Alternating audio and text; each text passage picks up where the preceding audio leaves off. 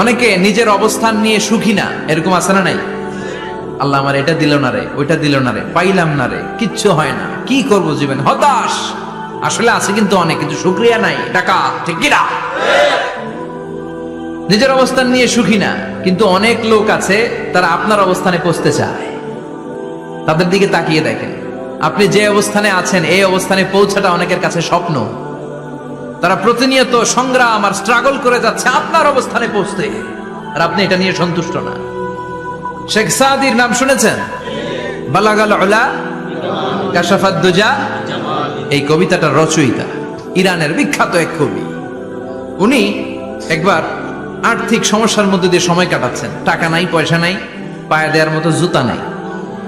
উনি খুব দুঃখ পেলেন, হায় রে, আমি ইরানের এত বড় কবি, আমার পায়ে দেওয়ার মতো জুতা নাই। দুঃখ ভরা মন নিয়ে রাস্তায় হাঁটতে বেরোলেন। হাঁটতে হাঁটতে হঠাৎ দেখলেন একটা লোক শুয়ে শুয়ে কাঁদছে, ওই লোকটার দুইটা পাই নাই, পাই নাই।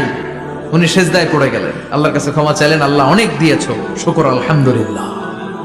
এজন্য যেই পরিস্থিতিতেই থাকি না কেন আমরা কি পড়বো? জোরে বলেন, কি পড়বো?